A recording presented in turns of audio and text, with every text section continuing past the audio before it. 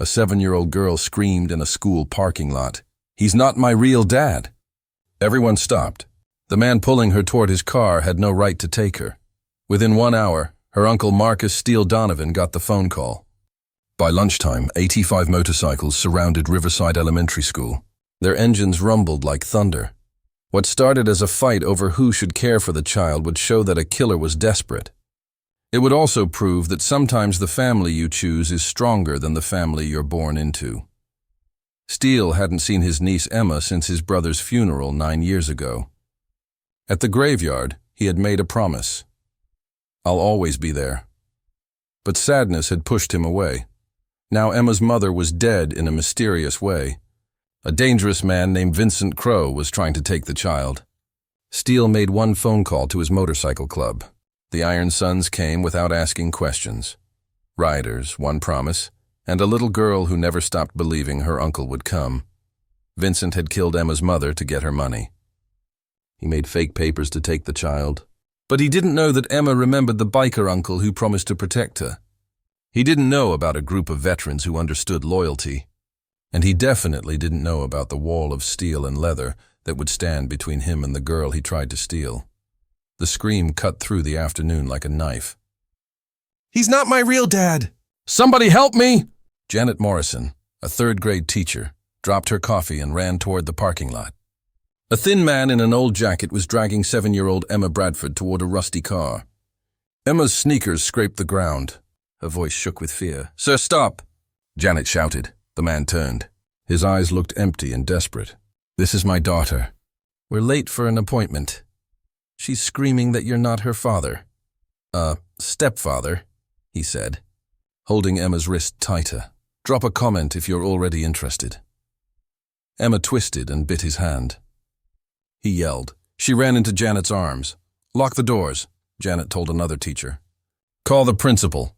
The man, Vincent Crowe, though Janet didn't know his name yet, stood by his car, rubbing his hand. "You're making a mistake." She's confused. "Then you won't mind waiting while we check who you are." Vincent's face got dark. He saw people taking out their phones and staring. He cursed, got into his car, and drove away fast. Emma shook in Janet's arms, saying the same words over and over. "Uncle Steele, call Uncle Steele. Please." Inside Principal Margaret Hayes' office, Emma sat wrapped in a blanket, holding an unopened juice box. Margaret looked at Emma's file. Parents, Claire Bradford, died 2 weeks ago. Daniel Bradford died 9 years ago. Emergency contact. Marcus Donovan, uncle, Margaret called. A deep voice answered. "Yeah? Mr. Donovan, this is Principal Hayes from Riverside Elementary. I'm calling about your niece, Emma Bradford. A man tried to take her today. She's scared and asking for you." Silence. Then, "I'm 2 hours away. Don't let anyone near her. I'm coming. Mr. Donovan, the police? I don't care. Nobody touches her until I get there." The line went dead. Margaret looked at Emma, who stared back with desperate hope. Somewhere on a highway, Marcus Steele Donovan pushed his motorcycle harder. The wind tore at his leather vest. 9 years since he'd seen his brother's daughter. 9 years since he'd made a promise at a rain-soaked grave. Some promises don't die. He made one call to Heron Knuckles Webb, president of the Iron Sons Motorcycle Club. "I need the brothers," Steele said. "My niece is in danger. Say no more," Knuckles replied. "We ride." The junction truck stop sat 30 miles outside Riverside. When Steele pulled in, he expected maybe 12 bikes. He got 85. They stretched across the parking lot in tight rows. Choppers, cruisers, touring bikes, chrome shining under afternoon sun. Men and women in leather vests, all wearing the Iron Sons patch, a steel fist holding a broken chain. Knuckles stood in the center, arms crossed. "You called." We answered. Steele's throat felt tight. "You brought everyone. Brother, you think we're letting some coward mess with a kid?" "With your kid?" Knuckles gripped his shoulder. "She's family now. That means she's ours to protect." A woman named Cass, a former Army medic with a scar down her cheek, started her engine. "Kids remember who shows up, not who makes excuses." Knuckles spread a map across his motorcycle tank. "The guy's name is Vincent Crowe. He's been arrested before for lying and hurting people. He's desperate, which makes him dangerous. Then we make it clear, Steele said. Nobody touches that girl. That's the plan. Knuckles grinned. Let's ride. The group moved like one living thing. 85 engines in perfect rhythm, a rolling thunder that made people on every street turn their heads. When they reached Riverside Elementary, people stopped and stared. The motorcycles filled the entire parking lot in a perfect V shape. They waited. Nobody moved. Then Steele got off his bike and walked toward the entrance. Principal Hayes appeared in the doorway. Her eyes widened at the group stretching behind him. Mr. Donovan, I'm here for Emma. She's safe inside, but the man, Vincent Crowe, has been driving around the area. Steele glanced back at 84 riders waiting in rows. Let him drive around. We'll be here. Steele followed Margaret through empty hallways. His boots echoed against the floor. 9 years since he'd held his brother's daughter. 9 years of guilt and highways and running from the one thing he couldn't escape. The promise he'd made. Margaret stopped outside the office. Through the window, Steele saw Emma sitting on a chair too big for her, wrapped in a blanket, face turned toward the floor. He pushed the door open. Emma's head snapped up. For a heartbeat, neither moved. Then she recognized him. Uncle Steele? Yeah, kiddo. It's me. Emma jumped off the chair and crashed into him. Steele dropped to one knee and caught her, wrapping his arms around her shaking body. She buried her face in his shoulder and cried. You came, she choked out. I promised, didn't I? But Mom said you were gone, that you didn't want to see me anymore. Steele pulled back to look in her eyes. Your mom was wrong. I never stopped caring. Not for 1 second. Emma held on tighter. Steele held her and let her cry, not saying anything about the 9 years he'd wasted or the guilt in his chest. Some apologies don't fit into words. Still reading. Drop a comment with your thoughts and don't forget to subscribe. After a few minutes, Steele asked gently, Who was that man? Vincent. Mom's boyfriend. He was mean. After Mom died, he said I was his now. Emma's voice dropped to a whisper. I heard them fighting before the accident. Then I heard Vincent on the phone saying something about brakes. Steele's blood turned to ice. Emma, did you tell anyone? She shook her head. I was scared. Vincent said bad things would happen. Listen to me. Nobody's going to hurt you. Not Vincent, not anybody. Steele walked her to the window. Come see, Emma gasped. The group filled the parking lot. 85 bikes, riders standing like guards, chrome shining in afternoon sun. They're all here for you, Steele said. Because you're family, and family doesn't let family face danger alone. Emma stared, mouth open. I thought I was all alone. You were never alone, kid. I just took too long to remember. For the first time since he'd arrived, Emma smiled. Can I meet them? Yeah, let's go. As the sun went lower, the group remained like a fortress. Inside, Steele sat with Emma, while Principal Hayes made calls to social services and police. Detective Laura Morrison was now treating Emma's mother's death as suspicious based on what Emma had told them. But legal custody was complicated. Emma's mother had named no guardian until courts decided Child Protective Services had authority. She can't go into foster care, Steele said firmly. I understand your concern, Detective Morrison replied. But there are rules. I grew up in foster care.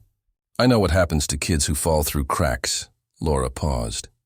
There might be a kinship placement option if you can prove you're related and provide safe temporary housing. Steele had documents. Knuckles offered the clubhouse, a licensed veterans facility, clean and secure. After calls and talks, Laura nodded. 72-hour emergency placement while we review. Steele breathed out. Thank you. Don't mess this up, Laura warned. Any sign of problems? She goes into foster care immediately. Outside, Knuckles saw the car first. It crept down the street slowly, circling once, then twice. Dark windows, watching. That's him, Knuckles said. I'll handle it, Steele said. He walked into the open, arms crossed, staring directly at the car. The driver's window cracked open. Vincent Crowe's thin face appeared. You're the uncle, Vincent said, and you're the dead man who doesn't know it yet. You don't scare me. You killed Claire, cut her brake lines, and now you're trying to steal her daughter for insurance money. Vincent went pale. You can't prove that. Don't need to. Cops will. Steele leaned closer. But understand this. That girl is never going to be yours. And if you come near her again, You won't have to worry about police. Vincent's hand moved toward something in the passenger seat. Cass was faster. She yanked the door open and grabbed his wrist before his fingers touched the gun. She twisted hard. Vincent screamed. The gun fell to the ground. Steele picked it up and emptied the bullets. "As witnesses just saw you pull a weapon. You're done," sirens screamed in the distance. Vincent tried to back up, but 3 motorcycles blocked his way out. Forward, more bikes closed the circle. 85 bikes. No escape. Vincent sat frozen as police arrived. Detective Morrison placed him under arrest for trying to kidnap, weapons charges, and suspicion of murder.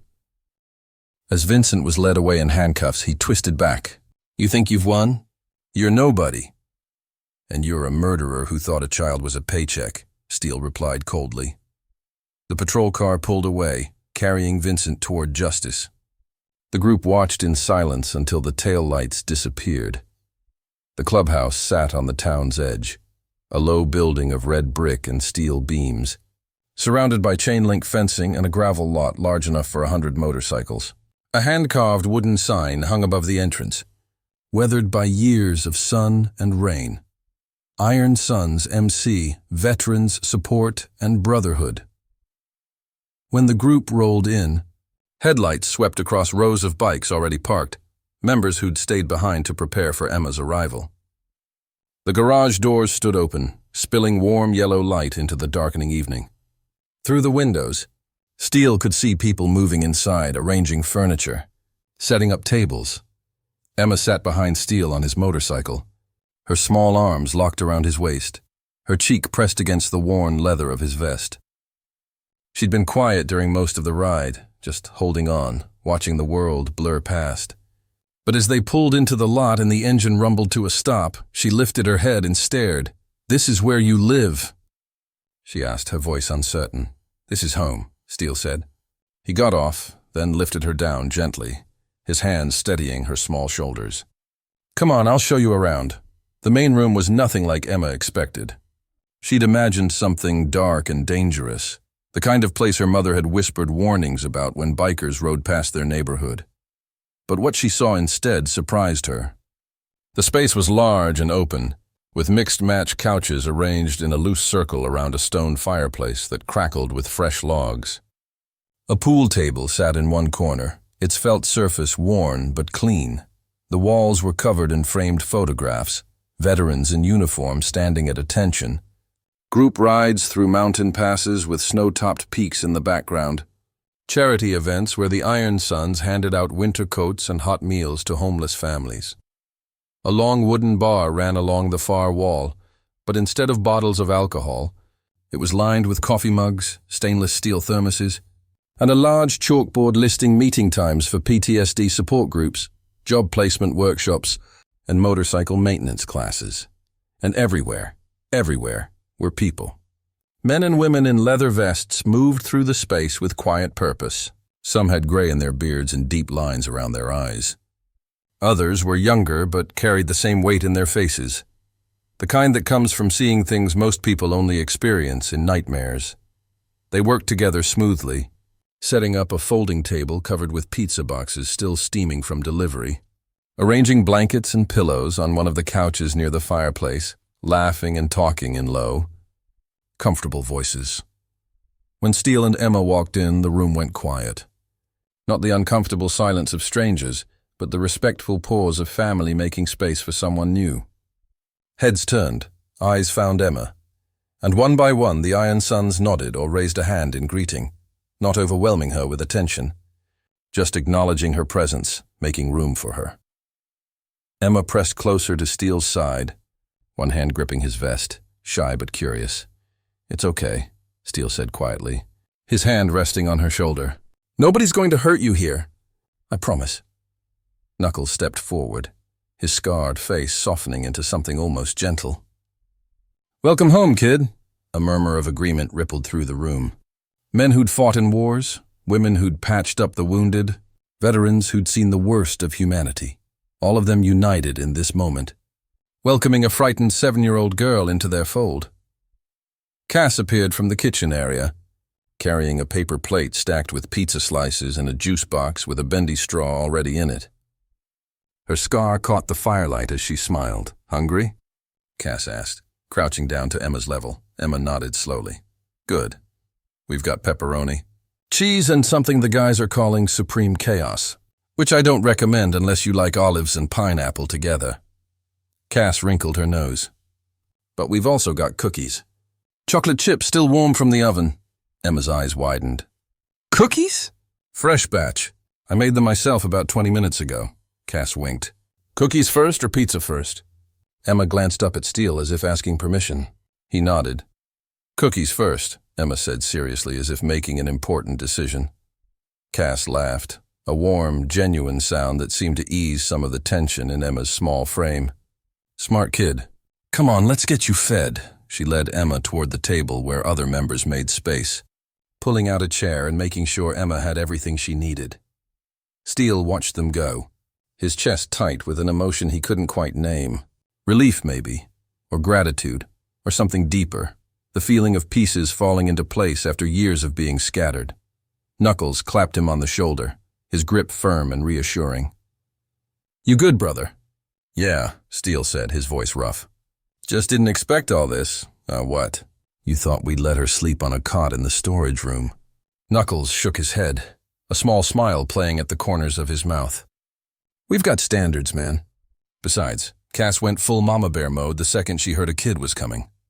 She's been cleaning and organizing for 2 hours straight. Pretty sure she alphabetized the spice rack." Steele glanced across the room at Cass, who was now sitting beside Emma, talking excitedly about motorcycles while Emma munched on a cookie the size of her hand. "She's good with her," Steele said. "Cass is good with everyone who needs help," Knuckles replied. "It's why she's still here instead of working at some hospital making 3 times what we can pay her. She believes in what we do." He paused, his expression growing more serious. "We all do. That's why we showed up today. Not just for you, Steele. For her." Steele nodded, unable to find words good enough for what he felt. "Come on," Knuckles said, guiding him toward the back hallway. "Let me show you the room we set up." They walked down a narrow hallway lined with doors, some leading to storage, others to small private rooms where members could crash after long rides or late-night counseling sessions. Knuckles stopped at the last door on the right and pushed it open. The room was small but clean, with fresh white paint on the walls and a window that looked out over the gravel lot. A twin bed sat against one wall, covered in a colorful quilt that looked handmade. Beside it stood a small wooden nightstand with a lamp shaped like a motorcycle, its headlight serving as the bulb. Someone had stacked children's books on the nightstand, titles Steele recognized from his own childhood, stories about brave kids and impossible adventures. Against the opposite wall was a narrow dresser, and on top of it sat a collection of stuffed animals, a bear, a rabbit, a small dragon, all arranged neatly as if waiting for their new owner. Cass raided 3 thrift stores and a toy donation box, Knuckles explained, and Big Jake's wife made the quilt. Said every kid deserves something soft. Steele ran his hand along the quilt's edge, feeling the careful stitches. "I don't know how to thank you all. You don't have to. That's what family does." Knuckles leaned against the doorframe, arms crossed. "But you do need to know something, Steele. This isn't temporary. That girl out there, she's ours now. All of ours. We're going to make sure she grows up knowing what loyalty means, what honor means. What it means to have people who will ride 100 miles in the rain just because you called." Steele's throat tightened. "I won't let her down. I know you won't, because you're not doing this alone." Knuckles pushed off the doorframe and headed back toward the main room. "Now come on! Let's get you both fed before Cass starts assigning chores." Emma sat at the long table surrounded by Iron Sons who'd made it their mission to make her smile. Big Jake, a mountain of a man with a beard down to his chest, was doing a fancy magic trick with a quarter that kept disappearing and reappearing behind Emma's ear. She giggled despite herself, her earlier fear melting away bit by bit. "How do you do that?" Emma asked, her eyes wide. "Magic, little miss," Big Jake said very seriously. "Ancient biker magic passed down through generations." "I don't think that's real," Emma said, but she was grinning now. "You calling me a liar?" Big Jake gasped. "Steele, your niece is calling me a liar." Steele sat down beside Emma, placing a hand on her shoulder. "She's a smart kid. Doesn't fall for nonsense. Nonsense? Big Jake clutched his chest dramatically. I am wounded. Wounded, I tell you, Emma laughed, a real laugh this time, bright and free. It was the first time Steele had heard it, and the sound hit him harder than he expected. Cass caught his eye from across the table and smiled knowingly. As the evening wore on, Emma slowly relaxed. She asked questions about the motorcycles parked outside, about the photos on the walls, about why everyone called each other brother and sister when they weren't related. The Iron Sons answered patiently, explaining their code, their history, the bond that held them together. We choose our family, Knuckles said simply. Blood matters, sure, but loyalty matters more. Emma thought about this. Finally, she looked up at Steele. So I'm part of the family now? Yeah, kid, Steele said. You're one of us. Forever? Forever, Emma nodded, satisfied. Then she yawned, a huge jaw-cracking yawn that made several of the bikers chuckle. All right, kiddo, Cass said, standing and offering her hand. Let's get you to bed before you fall asleep in your pizza. Emma took her hand and let Cass lead her toward the back hallway. Steele followed, watching as Cass showed Emma the small room, helped her change into pajamas someone had donated, and tucked her into bed with the care of someone who'd done this before. Uncle Steele? Emma's voice was small and sleepy in the dim light, yeah? Steele sat on the edge of the bed, just like his own father had done a lifetime ago. Are you staying here too? In the clubhouse? Right down the hall. 2 doors over. And you're not leaving? Steele looked at this child, his brother's daughter, his responsibility, his second chance at keeping a promise. I'm not going anywhere. Ever again, promise? He thought about all the promises he'd made in his life. Some kept, some broken. But this one would be different. I promise, he said firmly. Emma smiled, her eyes already drifting closed. Good, because I don't want to be alone anymore. You're not alone, Steele said quietly. Not anymore. He waited until her breathing evened out, until he was certain she was asleep. Then he stood carefully, turned off the motorcycle lamp, and stepped into the hallway. Cass was waiting outside, leaning against the wall. She's going to be okay, Cass said. Kids are tough. I hope so. She will be, because she's got you. And she's got all of us. Cass pushed off the wall. Get some sleep, Steele. Tomorrow's going to be a long day. Paperwork, social services visits, all that bureaucratic stuff. Yeah, Steele said. Thanks, Cass, for everything. Don't mention it. That's what family does.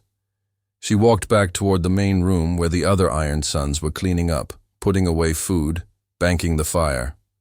Steele stood in the hallway for a moment, listening to the low murmur of voices, the clink of dishes, the sound of people who cared.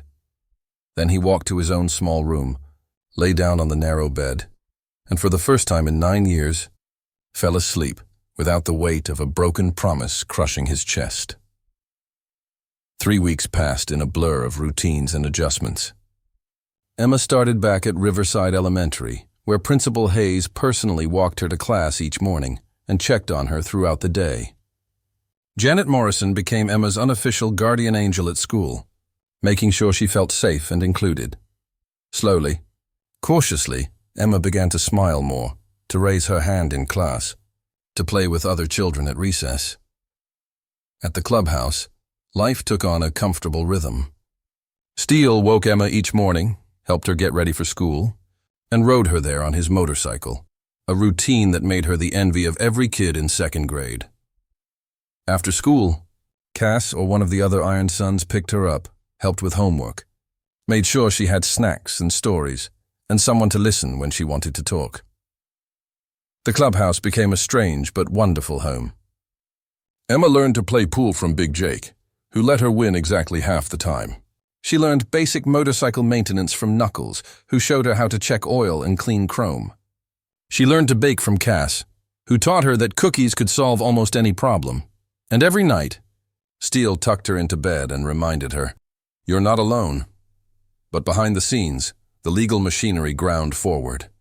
Detective Morrison had built a solid case against Vincent Crow, forensic evidence of brake tampering, testimony from neighbors who'd heard arguments, financial records showing Vincent's mounting debts and Claire's modest assets, Vincent was charged with second-degree murder and multiple counts of fraud. He'd be in prison for decades. The question now was custody. The state had granted Steele temporary emergency placement, but permanent guardianship required a hearing. Social workers visited the clubhouse, interviewed Emma, reviewed Steele's background. Some were skeptical. A single man with limited income living in a motorcycle clubhouse didn't fit the traditional model. Others saw what mattered, a child who was thriving, surrounded by adults who genuinely cared. The hearing was set for late November, 3 weeks after Emma had first screamed for help in that parking lot. The morning of the hearing, Steele stood in his small room, staring at the cleanest jeans he owned and a button-down shirt Knuckles had lent him. He looked at his reflection in the small mirror mounted above the dresser, a man who'd spent most of his adult life on the road, in bars, running from memories. A man who'd never imagined himself as someone's guardian. But when he thought about Emma, about her laugh when Big Jake did magic tricks, about the way she held his hand when they walked, about the trust in her eyes when she said goodnight, he knew he couldn't fail her. A knock at the door. Cass poked her head in. "You ready?" "As I'll ever be." "Good, because we've got a convoy forming." Steele raised an eyebrow. "A convoy? You think we're letting you walk into that courtroom alone?" Cass grinned. "Knuckles put out the call last night. We've got 20 Iron Sons taking the day off to show support. Judge needs to see that Emma's not just your responsibility. She's ours." Steele's chest tightened with gratitude. "You guys didn't have to—" "Yeah, we did," Cass interrupted. "Now, come on. Emma's waiting." Riverside County Family Court was a brick building with tall windows and marble steps that seemed designed to scare people. When Steele pulled into the parking lot on his motorcycle, with Emma holding on behind him, he saw exactly what Cass had promised. 20 motorcycles lined the lot in perfect rows. Knuckles stood at the center, arms crossed, wearing his cleanest vest. Cass was there, along with Big Jake and a dozen others, veterans who'd cleared their schedules, called in favors, rearranged their lives to be present for this moment. Emma climbed off the bike and stared. "They all came."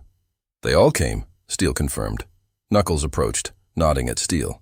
"Morning, brother. Ready to win this thing?" "Ready as I'll ever be." "Good, because that little girl deserves a real family. And we're going to make darn sure the judge understands what that means." They walked up the marble steps together, Steele in the lead, Emma holding his hand, 20 Iron Sons following like an honor guard. People in the lobby stopped and stared. Court clerks whispered. Security guards exchanged uncertain glances, but nobody tried to stop them. Inside courtroom 3B, Judge Patricia Reeves presided from behind a raised bench.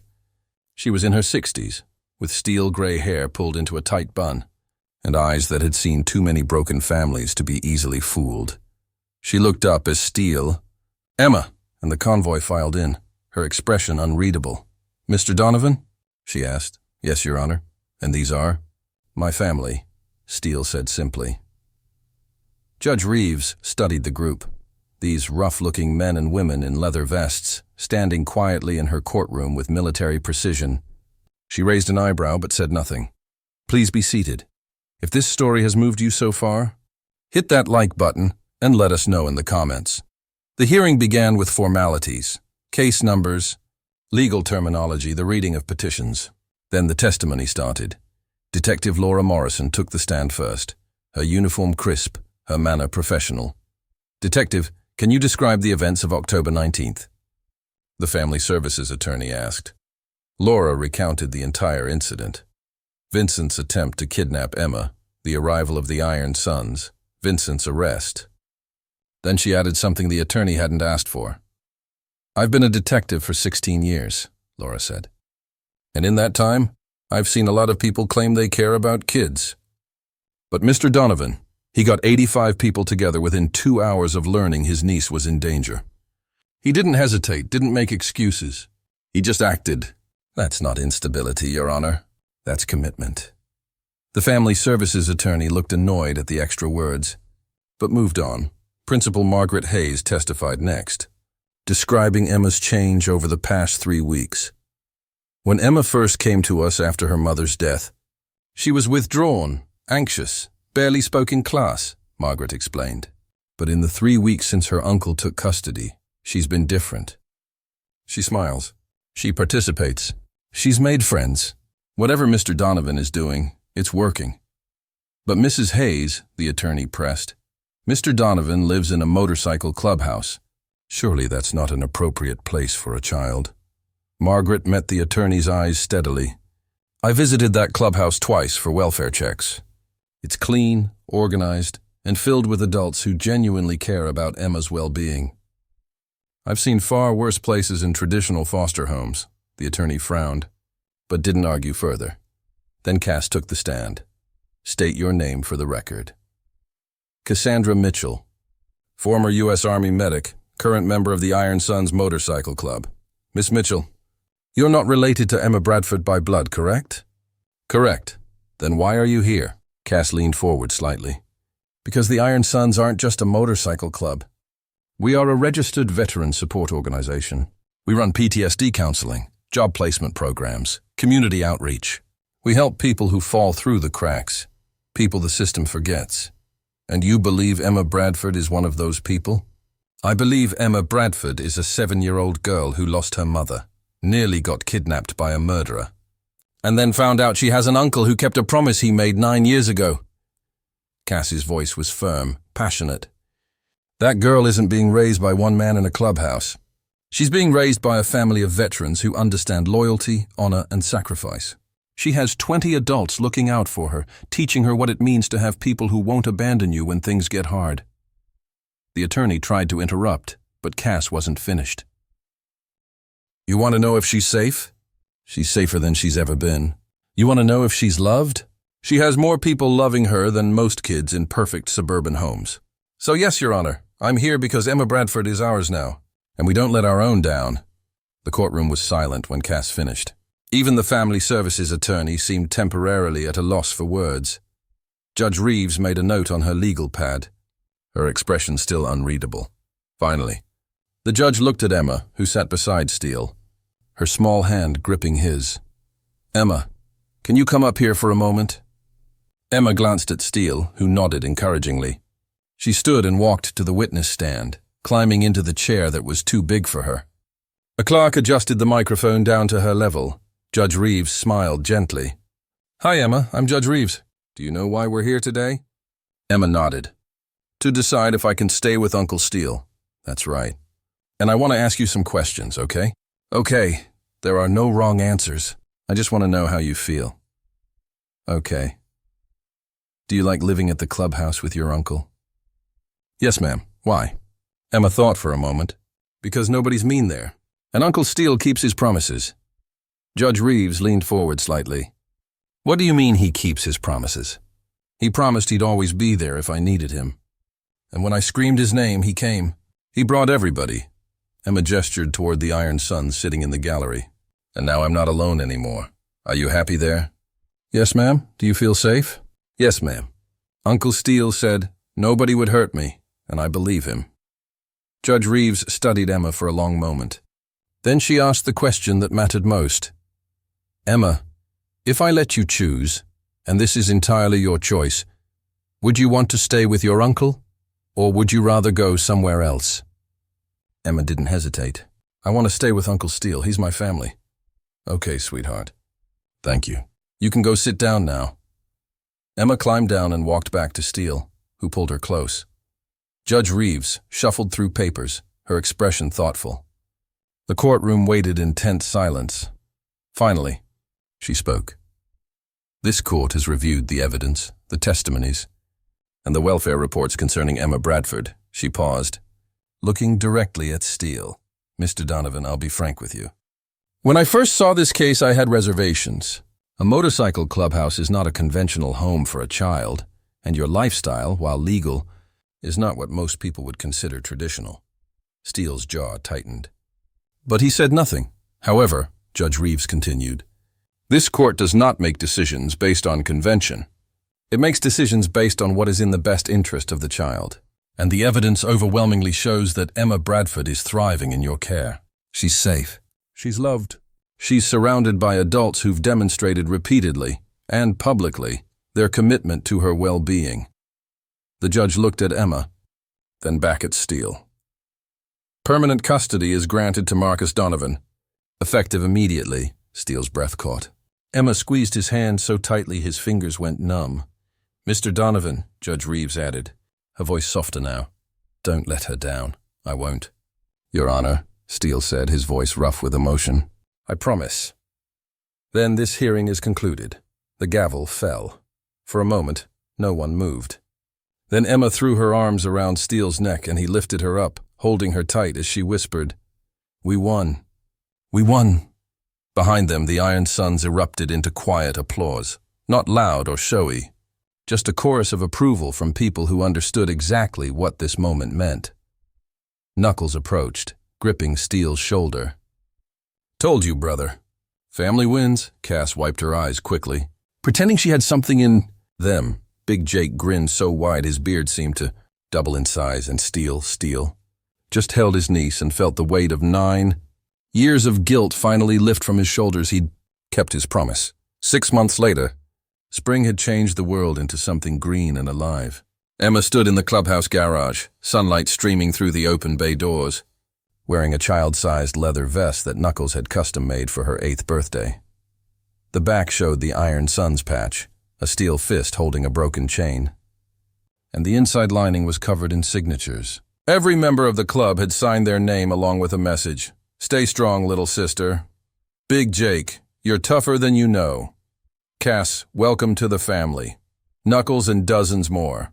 Each one a promise written in permanent ink. Today was Emma's birthday, and the Iron Sons were taking her on her first real ride. Not just a trip to school or around the neighborhood, but a 50-mile run through the mountains to a lake where they'd planned a full-day picnic.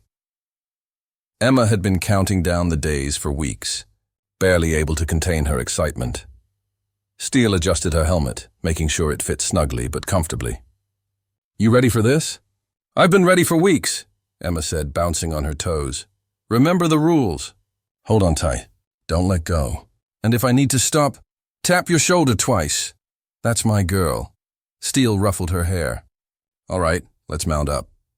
Emma climbed onto the back of Steele's motorcycle with practiced ease, wrapping her arms around his waist. Around them, 85 motorcycles roared to life in perfect rhythm, a thunder that echoed off the garage walls and rolled out into the morning air. Knuckles pulled up beside them on his own bike, grinning. You lead today, Steele. Birthday girl gets the front position. Steele nodded, his chest tight with an emotion he still didn't have a name for. He kicked his motorcycle into gear, and the convoy began to roll. They moved through town in formation, Steele and Emma at the front, Knuckles and Cass flanking them, and the rest of the Iron Sons stretching behind in perfect V-shape. People on sidewalks stopped to watch. Some waved. Others filmed on their phones. A few recognized Emma and cheered. The little girl who'd screamed for help 6 months ago was now riding at the front of a convoy. Her laughter carried on the wind as they left the city limits and hit the open highway. The world opened up. Mountains rose ahead, their peaks still touched with snow despite the warming season. The road curved and climbed, winding through forests of pine and aspen. Sunlight filtered through the canopy, dappling the pavement in patterns of gold and shadow. Emma leaned forward and shouted over the engine noise. Uncle Steele, yeah? This is the best birthday ever! Steele grinned, his heart feeling lighter than it had in years. We're just getting started, kid. They rode for over an hour, the convoy moving as one organism through the mountain passes. When they finally reached the lake, a pristine stretch of blue water, surrounded by evergreens, the bikers pulled into a clearing and killed their engines. The sudden silence was almost startling. Emma hopped off the bike, pulled off her helmet, and spun in a circle, taking in the view. It's beautiful. Wait till you see what we've got planned, Cass said, walking over with a massive cooler. We've got food, games, and Big Jake claims he can skip a stone 30 times. No way, Emma said. Way, Big Jake called from across the clearing. Watch and learn, little miss.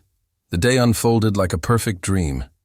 The Iron Sons set up picnic tables under the trees, laying out food they'd been preparing for days. Grilled burgers, potato salad, fresh fruit, and a birthday cake Cass had baked and decorated with motorcycle designs. Emma ran along the lake shore with a few of the younger members, skipping stones and searching for interesting rocks. Big Jake did indeed skip a stone 30 times, to Emma's amazement. Steele sat on a log near the water's edge, watching his niece laugh and play with people who'd become family in the truest sense. Knuckles settled beside him, handing him a cold soda. "She's happy," Knuckles observed. "Yeah," Steele agreed. "She really is. You did good, brother. Kept your promise." Steele was quiet for a moment, watching Emma chase butterflies with Cass. "I almost didn't. Almost let fear talk me out of it. But you didn't. That's what matters." Knuckles took a sip of his own drink.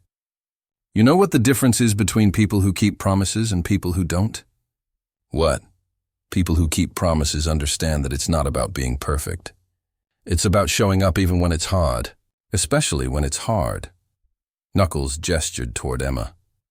"That kid's going to remember this day for the rest of her life. Not because we threw her a party, but because she knows, really knows, that she's got a family who won't abandon her." Steele nodded, his throat tight. "Come on," Knuckles said, standing. "Let's go see if Big Jake can really skip a stone 30 times. Or if he's full of it." Steele laughed and followed. As the afternoon wore into evening, the Iron Sons gathered around the picnic tables to sing Happy Birthday. Emma stood in front of her cake, 8 candles flickering in the mountain breeze, her face glowing with joy. "Make a wish," Cass said. Emma closed her eyes tight, thought for a moment, and blew out all 8 candles in one breath. Everyone cheered. "What did you wish for?" Big Jake asked. "Can't tell you," Emma said solemnly. "Or it won't come true. Smart kid." But later, when it was just Emma and Steele sitting by the water's edge, watching the sun set over the mountains and paint the sky in shades of orange and purple, Emma leaned against his shoulder. "Uncle Steele?" "Yeah? Can I tell you what I wished for?" "Sure, kid." Emma looked up at him, her eyes serious. "I wished that this would never end, that we could always be together, that the family would always stay." Steele pulled her close, his arm around her small shoulders. "You know what? I think that wish is already coming true." "Really?" "Really. Because family isn't something that ends, Emma. It's something you build. And we've built something strong here. Something that's going to last." Emma smiled and nestled closer. "I love you, Uncle Steele." Steele's chest tightened, emotions threatening to overwhelm him. "I love you too, kid. More than you know." They sat there in comfortable silence, watching the sun sink below the peaks, while behind them the Iron Sons packed up gear and told stories and laughed the way families do when they're together and happy. As darkness fell and stars began to appear overhead, the convoy prepared for the ride home. Emma climbed back onto Steele's motorcycle, her birthday vest catching the moonlight, her helmet secure. "Ready?" Steele asked. "Ready," Emma confirmed. He started the engine. Around them, 85 motorcycles roared to life once more, their headlights cutting through the darkness like beacons. They rolled out in formation, moving through the mountain night with perfect precision. Emma held on tight, not from fear, but from trust. She knew her uncle wouldn't let her fall. Knew the family riding behind them would never let her face danger alone. As they descended from the mountains and the lights of town appeared in the valley below, Emma leaned forward one last time. "Uncle Steele?" "Yeah? Thank you. For what?" "For keeping your promise. For bringing the family. For showing up when I needed you." Steele's throat tightened so much he could barely speak. "Always, kid. Always." The convoy roared through the night, 85 bikes carrying a family bound not by blood, but by something stronger. By choice, by loyalty. By promises kept even when the world said it was easier to break them. A little girl who'd screamed for help and found an army, a man who'd made a promise and refused to let it die. And a brotherhood that understood the simplest, most powerful truth of all: family isn't about perfection. It's about showing up again and again and again, no matter what. Thanks for riding with us through Emma and Steele's story. If it touched your heart, don't forget to like, comment, and subscribe. There are more stories like this coming, and we'd love to have you along for the journey. Until next time, ride safe, keep your promises, and never forget: family is whoever shows up when you need them most.